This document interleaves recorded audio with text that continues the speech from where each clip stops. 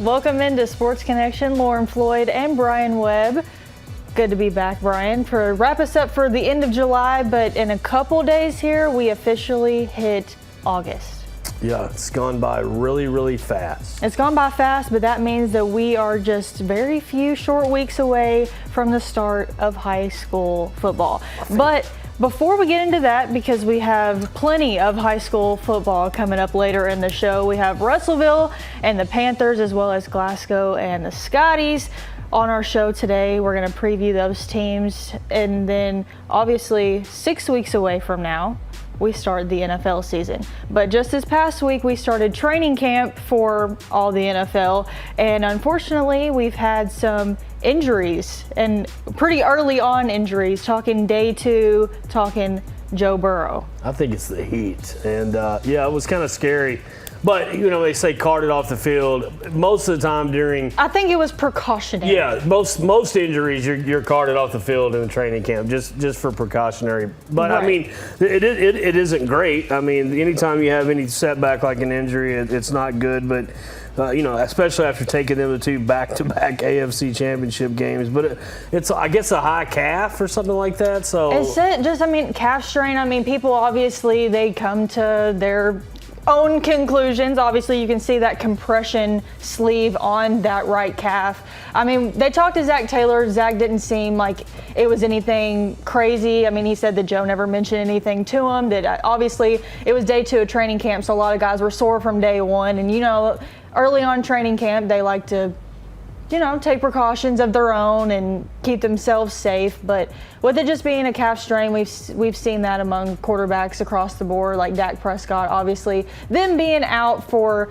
Zach Taylor says, quote, several weeks. How long that will be, we don't know, but we know that he'll probably be back and ready to go before week 1. None of these guys, I mean, and there's going to be an exception, but none of these guys are football fit at this time. They've been out on the pontoon. Right, they've been on vacation. They've been at the beach. They're thinking about football, but they're not physically thinking about football. And I think that kind of goes along with some other notables.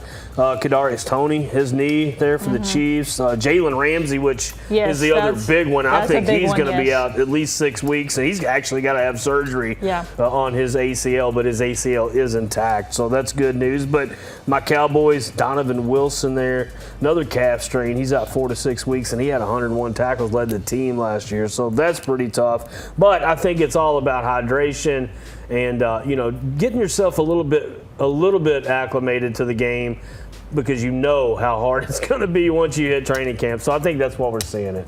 I agree. I mean, just obviously taking those precautions. Luckily, we're right in the beginning of training camp. There still is 6 weeks before the start of NFL this year.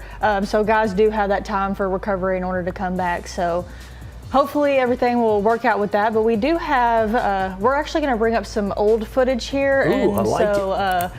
If you know who that is, Mr. George Fant.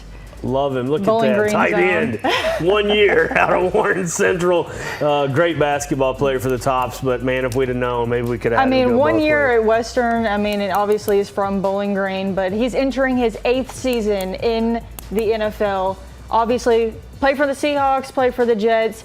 He had a workout with the Titans last weekend. They signed Chris Hubbard, so this man is going to Houston, and they announced that the other day, signing a 1-year deal with them. The Texans are picking up a great pass blocker, but 83 games in the NFL since 2016, and he started 60 of those. Over half of those were with the Jets, but the Titans, I feel like, really missed the boat here for sure, Lauren, because they picked up Chris Hubbard there from the Browns, and he's only played like 16 games since 2020. So the big 32-year-old Fant is going to do great things for the Texans, and congratulations on him continuing his NFL career.